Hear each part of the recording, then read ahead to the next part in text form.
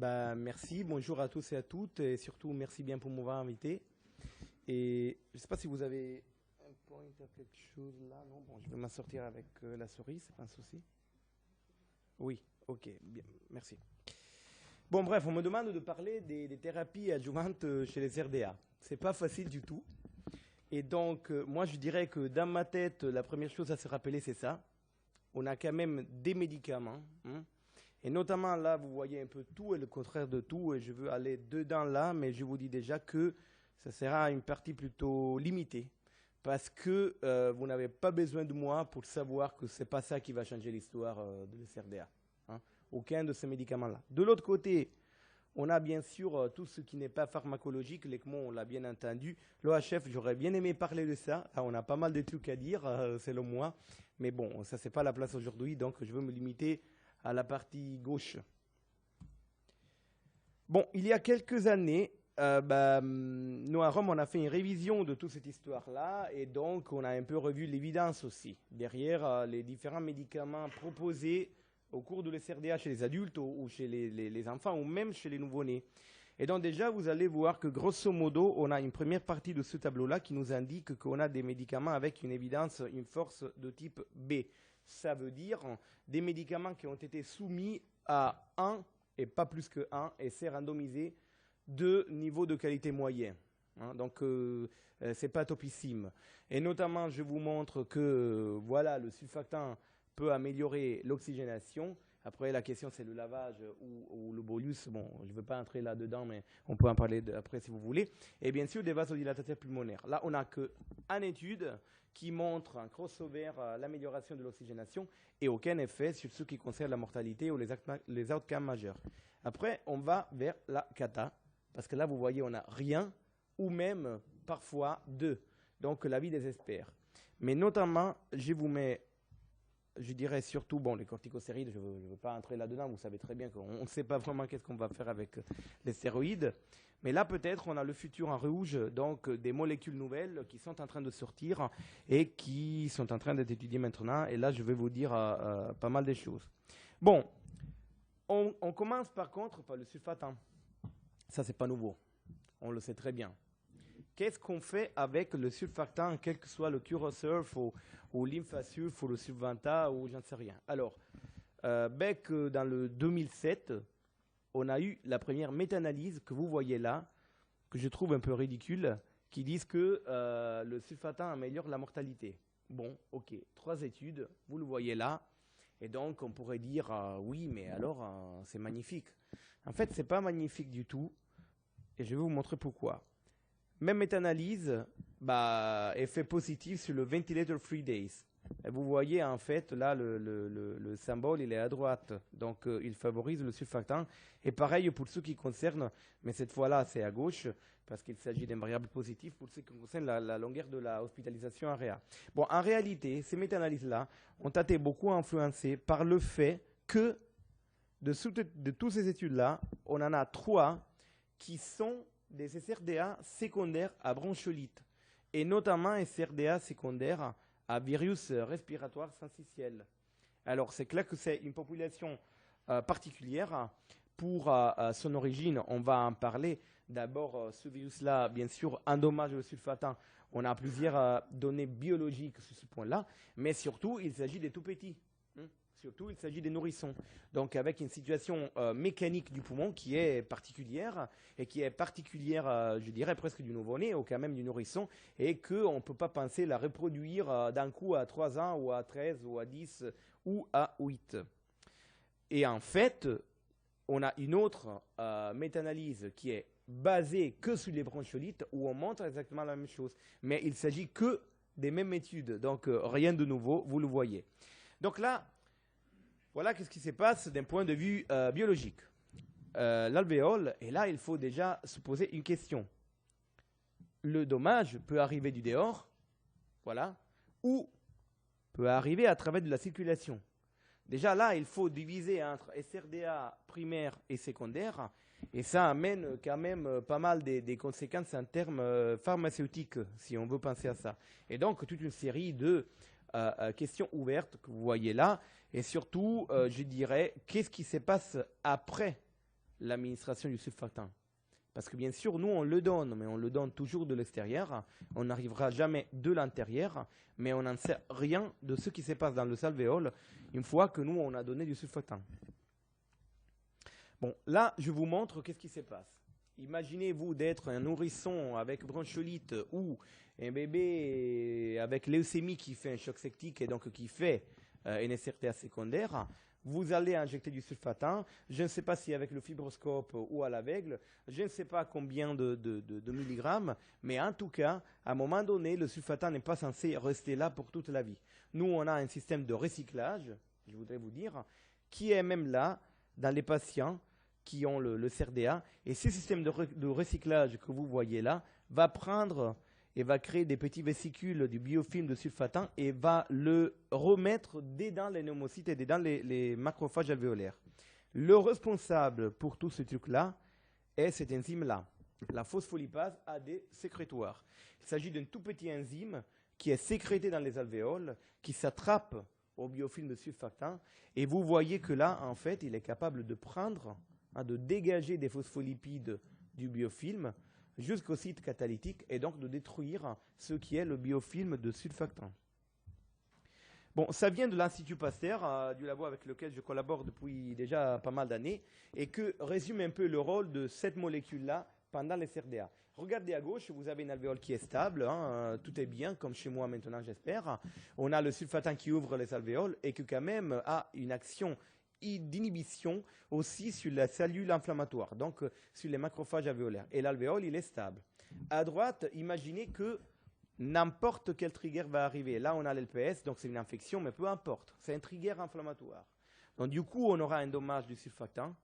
Lui, il sera plus capable de garantir son action biophysique d'ouverture des alvéoles, bien sûr, mais il sera plus capable de garantir une action d'inhibition sur les macrophages alvéolaires.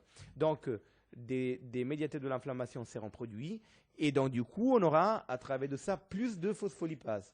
Donc ça va être un circuit vicieux qui va détruire encore plus le sulfactant et dont l'enzyme phospholipase A2 est bien sûr le centre principal. Donc l'idée qui sort dans la littérature, c'est de bloquer cette enzyme-là. Et on a des données dans la littérature qui montrent que la phospholipase est augmentée chez les adultes avec SRDA, qui a des corrélations avec voilà, les index d'oxygénation, les index de sévérité que vous voyez là, qui est même augmenté chez les patients qui vont mourir, et qui est même augmenté dans certaines maladies néonatales, telles que l'aspiration méconiale et d'autres, sur lesquelles je ne vais pas rentrer. Nous, personnellement, dans mon labo et dans mon ancienne unité à Rome, on a fait des études sur la phospholipase chez les grands enfants. Et en fait, vous voyez là c'est 24 bébés, je dirais, avec SRDA, selon l'ancienne définition euro-américaine, je dirais. Et vous voyez la différence en termes biologiques des types, des différents types et de la masse de phospholipase qu'on a là. Et en fait, si vous prenez l'LBA de ce bébé-là et vous le mettez dans un truc qui s'appelle sulfactomètre, qui fait exactement la même chose que nos ventilateurs font. Donc, il comprime une boule de LBA et après, il l'ouvre et il fait une courbe pression-volume. Eh bien, vous allez voir que là, bien sûr, les bébés avec SRDA ont cette situation-là. Donc, une sorte de courbe pression-volume de la boule d'LBA qui ressemble franchement à la courbe que nous voyons en ventilateur. Par contre, aux enfants contrôle. Le responsable de cette situation-là est la phospholipase.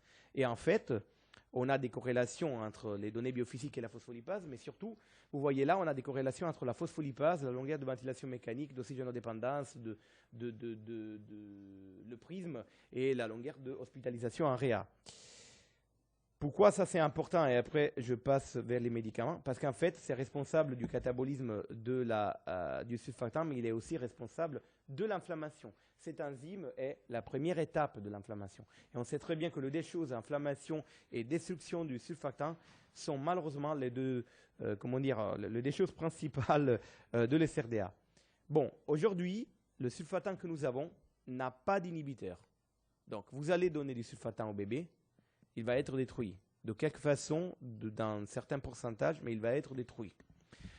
Et là, c'est juste parce que, en fait, le Curosurf ou des autres, peu importe, n'ont pas d'inhibiteur de phospholipase A2. Tout ça a été étudié encore une fois à Paris, à Pasteur.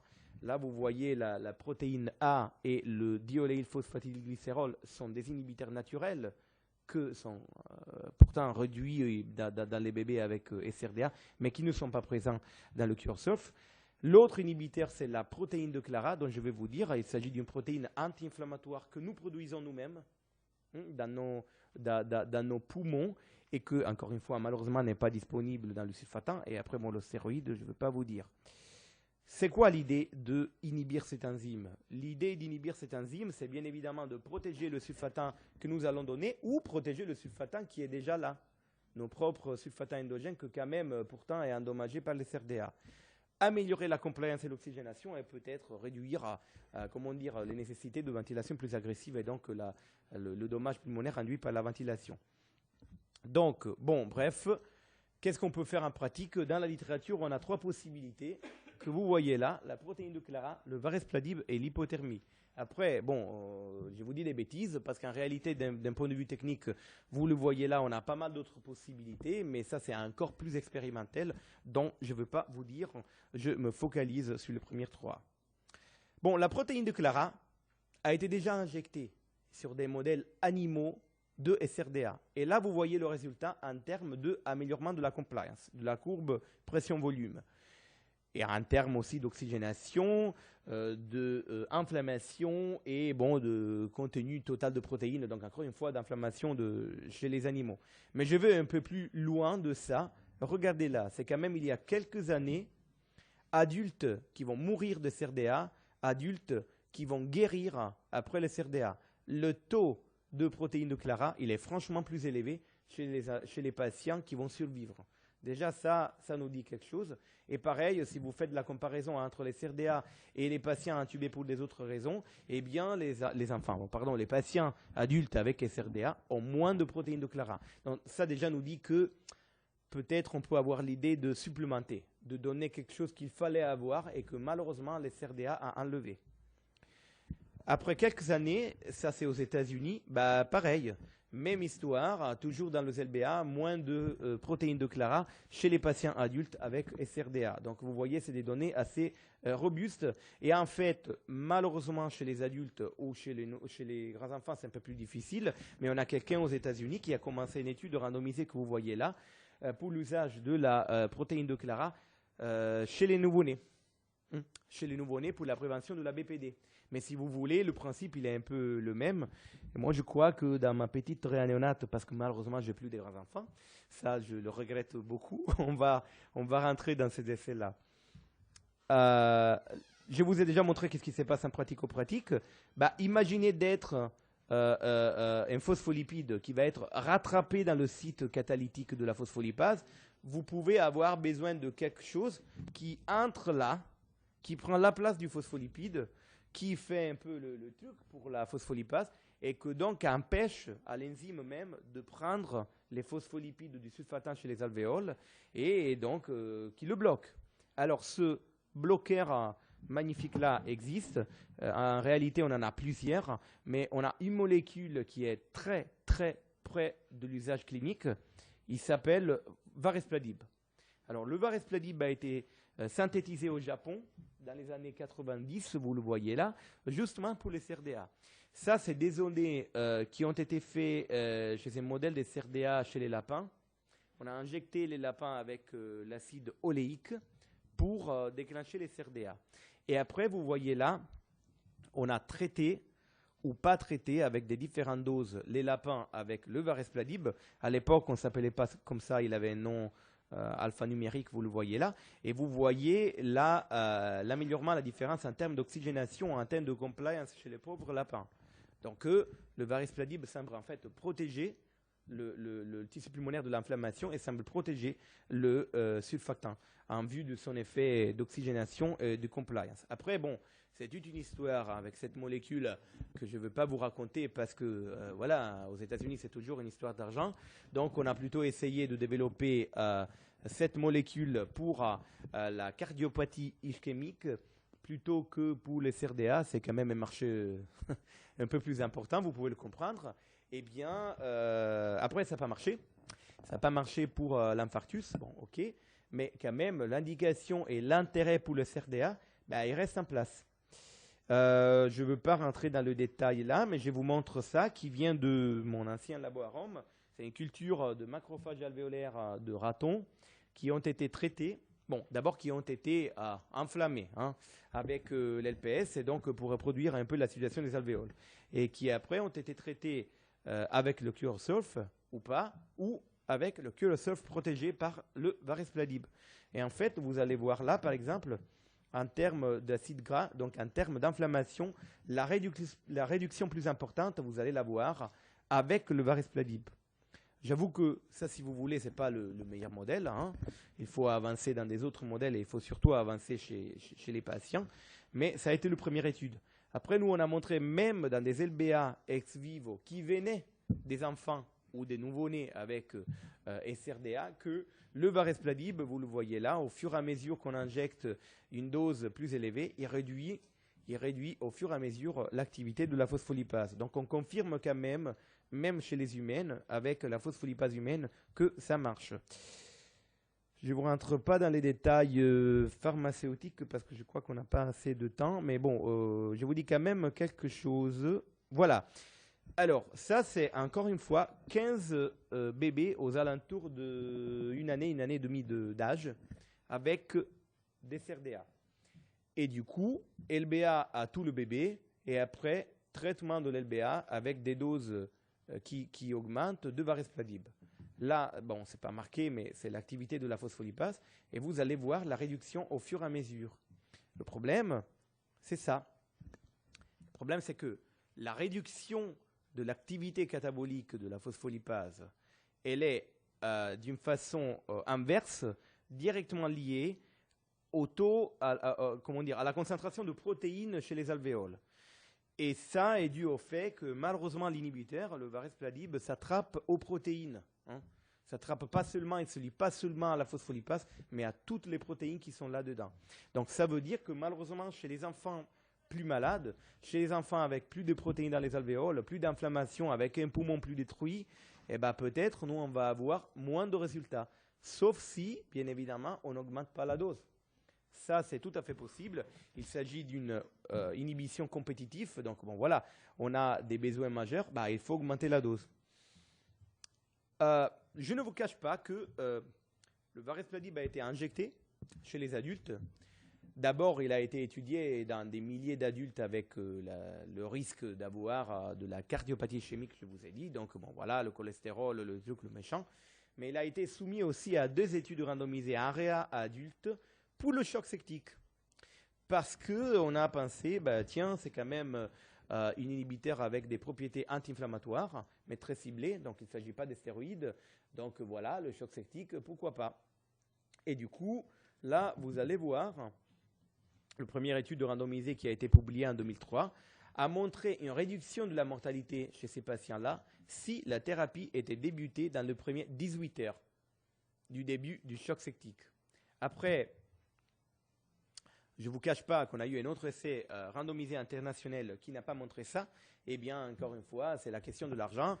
La boîte qui produisait ça avait en tête un autre médicament que je ne veux pas mentionner, qui a été développé à la place et qui après, malheureusement, s'est démontré totalement inutile pour le choc septique, vous le saviez mieux que moi.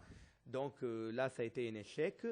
Et juste parce qu'on avait 2 études qui étaient un peu contradictoires entre eux. Par contre, si c'est vrai que le Varispladib améliore la mortalité, si vous le donnez dans le premier 18 heures du choc septique, déjà le choc septique, ce n'est pas le CRDA, mais bon, voilà. Nous, on est quand même censé penser que peut-être même le timing d'administration pendant le CRDA peut changer quelque chose. Et en fait, on a étudié ça encore une fois chez les lapins, au Japon. Et là, vous voyez le même modèle de lapin et vous voyez la différence si vous injectez le Varispladib après 1 heure de l'injection d'acide oléique et donc du développement de l'SRDA ou que 2 heures. On ne sait pas beaucoup, c'est 1 heure en plus, mais vous pouvez voir déjà par cœur la différence en termes histologiques sur ce poumon-là. Donc ça, dans ma tête, me confirme assez le mécanisme. Donc ça ne sera pas un miracle. Et donc si on a déjà beaucoup d'inflammation, si on a déjà beaucoup de protéines, si c'est déjà la cata, on ne peut pas penser hein, de tout résoudre. Mais si on entre dans, dans une fenêtre, dans le bon timing, on peut avoir des résultats. Et après, troisième chose, et c'est la dernière, hein, parce que je vois que le temps il est terminé. Bébé, 2 mois, bronchiolite. Et vous le voyez en hypothermie. Bon, c'est une histoire un peu drôle. C'est un des derniers avant que je les sérum. Ça, c'est sa radio. On est bien d'accord qu'il s'agit d'un SRDA. Hein.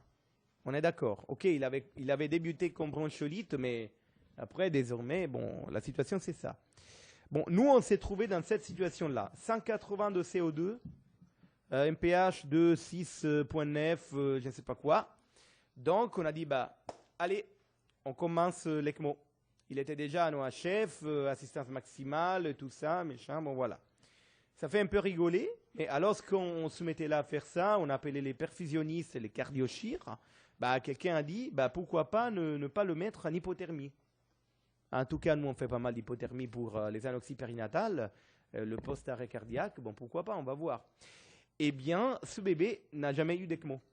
Il a débuté l'hypothermie, on a eu ça, une descente incroyable de la CO2, donc un améliorement du pH. Là, nous, on était vraiment un peu comme ça. Hein. On a attendu, voilà, on le branche pas, on le canule pas. Bon, enfin, ça s'est passé comme ça. On est arrivé même à le publier. On s'est posé des questions pour la raison. C'est quoi la raison pour ça? Alors, bref, il y a 2 années, on a eu un autre cas aux États-Unis, des SRDA, vous le voyez là, qui a été ventilé en hypothermie pour garder les maudits 4 millilitres par kilo protectif. Et en fait, il ne pouvait pas à température normale. Et par contre, on sait très bien, c'est une étude des Pays-Bas, qu'au fur et à mesure que vous baissez la température, déjà, on baisse la production de CO2. Là, c'est un rapport qui est bien connu. Et là, vous voyez qu'au fur et à mesure que vous réchauffez les patients, la CO2 augmente. Donc, on pourrait dire c'est qu'un effet métabolique sur la CO2. Bon, en réalité, nous, on s'est posé la question et on a fait une petite étude en prenant les nouveau-nés. Parce que si vous voulez, les nouveau-nés qui font l'anoxie périnatale et qui ont droit à 3 jours d'hypothermie, représentent un peu le modèle meilleur pour étudier cette histoire-là. Donc là, vous voyez une dizaine de bébés en anoxie, sur lequel nous, on a fait un LBA chaque 24 heures à partir de l'hypothermie. Et là, vous voyez qu'on a bien retrouvé une réduction significative des médiateurs de l'inflammation pendant l'hypothermie, dans l'LBA et dans le sérum. Il s'agit pourtant des nouveau-nés qui n'ont pas du tout de maladie pulmonaire. C'est que de l'anoxie périnatale. C'est des bébés sous air, hein, intubés mais sous air. Et du coup, avec la collaboration du laboratoire du biophysique de l'Université Complutense de Madrid, on a étudié qu'est-ce qui s'est passé au surfactant. Eh bien, on a vu que l'activité tensioactive, je dirais, du surfactant est franchement modifiée par l'hypothermie. Et je vous montre en détail. Vous voyez cette ligne-là? Encore une fois, c'est le petit LBA qui a été comprimé, voilà, qui a été étudié au labo. Cette ligne-là, c'est avant de l'hypothermie. Vous faites 24 heures d'hypothermie, l'activité du surfactant ne change pas du tout. Vous faites 48 heures, elle monte beaucoup. Donc la capacité du surfactant de laisser ouvert les alvéoles est améliorée. Mais du coup, vous arrivez à 72 heures d'hypothermie, elle chute beaucoup. Et juste par hasard, soit le bébé de Rome, soit le monsieur américain là, que je crois c'était en Californie, mais je ne me souviens plus, on fait que 48 heures d'hypothermie. Alors là, nous, on ne sait pas encore l'explication. C'est clair que nos surfactants a été bâti par la nature pour fonctionner à 37 et pas à 33,5 comme je ne sais pas le dire en français, le squirrel. Vous savez, le petit animal qui s'hiberne, hein, qui s'hiberne et qui baisse la température pendant l'hiver. Et donc là, on a pas mal de recherches à faire. C'est tout à comprendre. Et en fait, nous, on s'est engagé sur cette voie-là. Donc, je ne peux pas vous conseiller de mettre, bien sûr, les patients, le bébé en hypothermie au cours de l'SRDA, mais c'est quelque chose à garder en tête pour le futur. Et comme, en fait, l'hypothermie est dans la pratique courante pour ce qui concerne l'anoxie périnatale chez les nouveau-nés, et comme vous savez que parfois les nouveau-nés en anoxie peuvent avoir l'aspiration méconiale, que, pardonnez-moi, c'est juste une sorte de SRDA primaire assez sévère et particulier, nous, on a démarré une petite étude internationale rétrospective, parce qu'il s'agit quand même d'une condition très rare, pour voir si, en fait, les bébés en aspiration méconiale avec SRDA dû au méconium ont des suivis meilleurs s'ils sont en hypothermie, s'ils ont été ventilés en hypothermie ou pas. Et là, vous voyez, on a pas mal de centres. Et bien sûr, si vous voulez participer, moi, je suis ravi de vous avoir. Je vous remercie.